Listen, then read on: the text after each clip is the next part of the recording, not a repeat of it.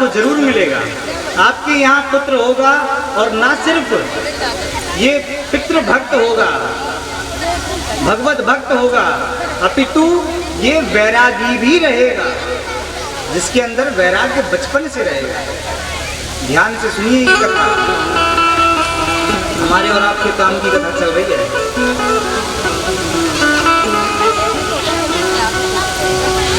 हम सब कुछ सुन लेते हैं, ज्ञान हम में आ जाता है, भक्ति हम में आ जाती है, पर वैराग्य जल्दी आ नहीं पाता है। हमसे चीजें छूट नहीं पाती, हमसे सुविधाएं छूट नहीं पाती। घर में तो बात छोड़ो साहब, कभी बस स्टॉप पे भी खड़े हो जाएं और जिधर छांव आ रही होगी ना और वहां सीट मिल जाए आपको बैठने की, फिर चाहे बस आ जाए चाहे ट्रेन आ जाए, ऐसा लगता है मेरी सीट पे कोई दूसरा ना बैठ जाए। वो बस स्टॉप पे भी सीट छोड़ने का मन नहीं होता।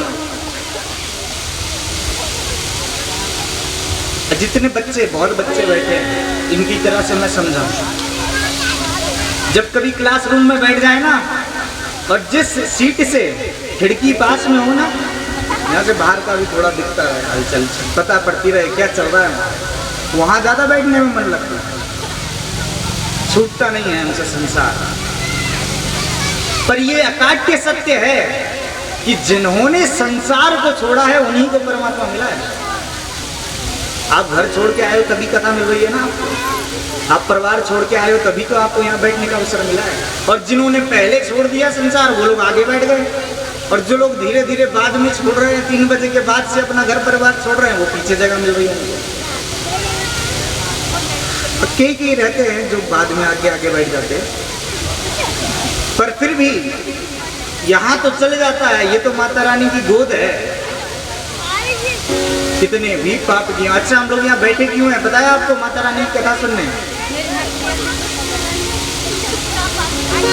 क्योंकि एकमात्र माँ ही होती है।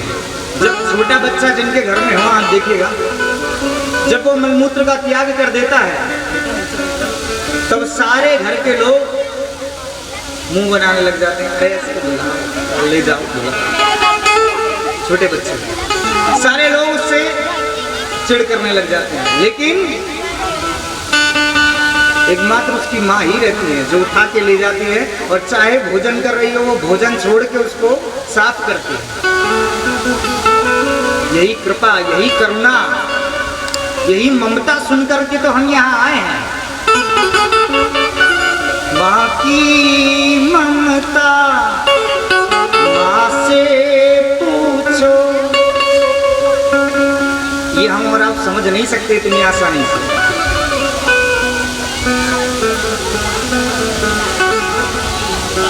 सिर्फ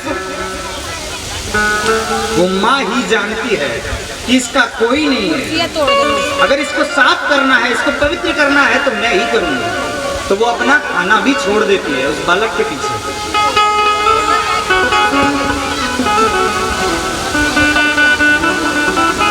हम भी इनसे यही प्रार्थना करते हैं कि हम भी बहुत मैले हो गए हैं, बहुत अपवित्र हो गए हैं।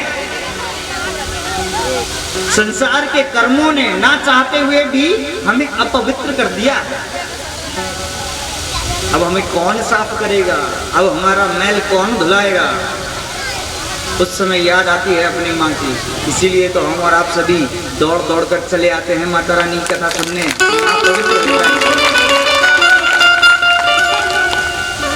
एक बार एक संतों का काम क्या रहता है? तीर्थाटन करना, तीर्थों में जाना, स्नान करना, तप करना, व्रत करना, यही सब कार्य संत करते हैं। एक संत तीर्थ यात्रा करते करते कहाँ पहुंच गए? वैष्णो देवी, जम्मू कश्मीर। ये पास पास में है ना अमरनाथ, वैष्णो देवी, और ये सब उधर ही है, सब पहाड़ों पर।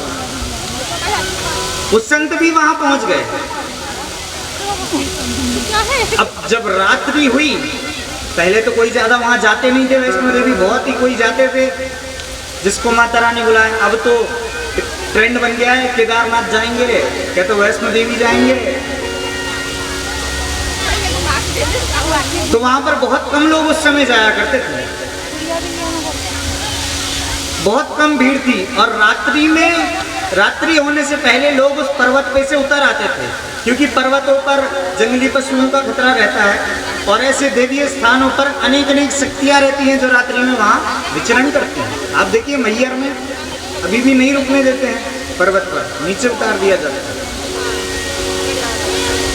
सब तो उतर गए, पर एक संत जो माता रानी के अत्यंत प्रिय भक्त हैं, जो अनन्य भक्त हैं, वो वहां पर रुक जाते हैं। कैसे रुक गए ये ध्यान करने बैठ गए थे और इनको पता भी नहीं पड़ा कि कब सुबह से दोपहर हो गई, दोपहर से शाम हो गई और शाम से रात भी हो गई। ये भक्ति का रस है। जब कथा में आ रहे थे तो धूप कितनी पता पड़ रही थी जब आप घर से निकले थे, बहुत तेज धूप। और यहाँ पर पता लग रहा है क्या ज्यादा? ध्यान ही नहीं है धूप की तरफ तो। हाँ, ये मैं उनसे कह रहा हूँ जिनका मन कथा में लग रहा है, उनको ध्यान नहीं है धूप का। वीडियो कॉलिंग अब वो संत रुक जाते हैं वहां पर। जब रात्रि मध्य रात्रि पहुंचती है, बिल्कुल एकदम सन्नाटा हो जाता है, उस समय पर हलचल सी महसूस होती है। तो उस हलचल से उन संत की आंखें खुल जाती हैं और आंखें खोलकर क्या देखते हैं? सामने दिव्य प्रकाश हो रहा है। उस प्रकाश से जब वो थोड़ा प्रकाश छटता है, हटता है, तब उसमें से वो देख पाते हैं कि एक काले रंग का घोड़ा है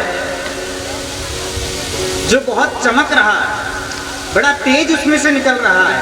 और वो वैष्णो देवी के पहाड़ की जो एक जगह धूल है, वहां पर वो अपने सिर को, अपने बालों को लपेट रहा है, उसमें वो लोट लगा रहा है। वो संत बड़े हैरान होते हैं इस दृश्य को देख करके, पहले कभी देखा नहीं ऐसा दृश्य। जब उसकी ये क्रिया हो जाती है, जब वो लोट लगा लेता है, तो अचानक वो प्रकाश अलग तरीके से बढ़ता है। अब वो आंखों में चुभने वाला नहीं है, अब वो एकदम निर्मल हो गया है, अब वो एकदम शांत हो गया है। अब उसको देख पा रहे हैं संत। अब क्या दिखाई देता है? ये जो काले रंग का घोड़ा है, अब ये सफेद रंग का हो गया है। वो घोड़ा सफेद रंग का होने के बाद उड़ने की तैयारी करने लग जाता है। उसी समय संत कहते हैं, ठहर जाओ, ठहर जाओ। संत उस घोड़े को रोक लेते हैं। अब संत बड़े प्रेम से, बड़े भाव से उससे पूछते हैं कि भैया तुम कौन हो? Who are you? और आप कौन हैं और यहाँ क्या कर रहे हैं? क्योंकि आप कोई मामूली अश्व प्रतीत नहीं हो रहे हैं, कोई मामूली पशु प्रतीत नहीं हो रहे हैं। आप कौन हैं ये मैं जानना चाहता हूँ। वो अश्व कहता है, वो घोड़ा कहता है,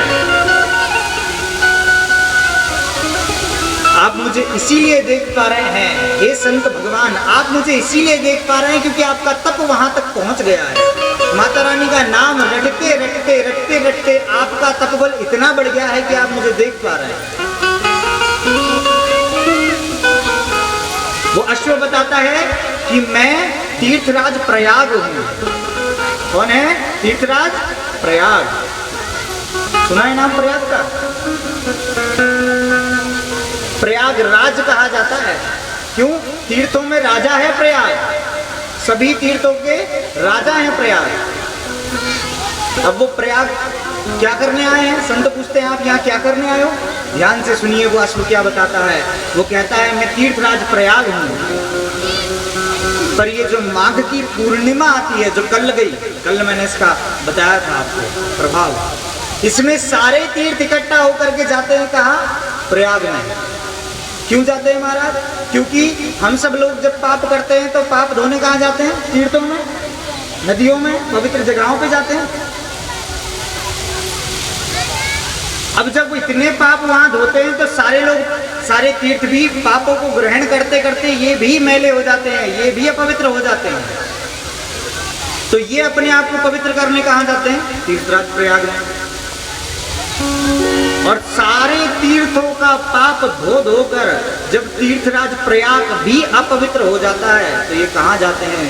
ये जाते हैं त्रिकूट पर्वत पर, जहाँ वैष्णो देवी का धाम है, और वहाँ की धूल में लोट लगा करके अपने पापों को समाप्त कर देते हैं, अपने पापों को मिटा देते हैं। ये महिमा है माता रानी के नाम की, इनके चरणों की धूल की। तेरी बिगड़ी बना देगी चरण रज माता रानी की।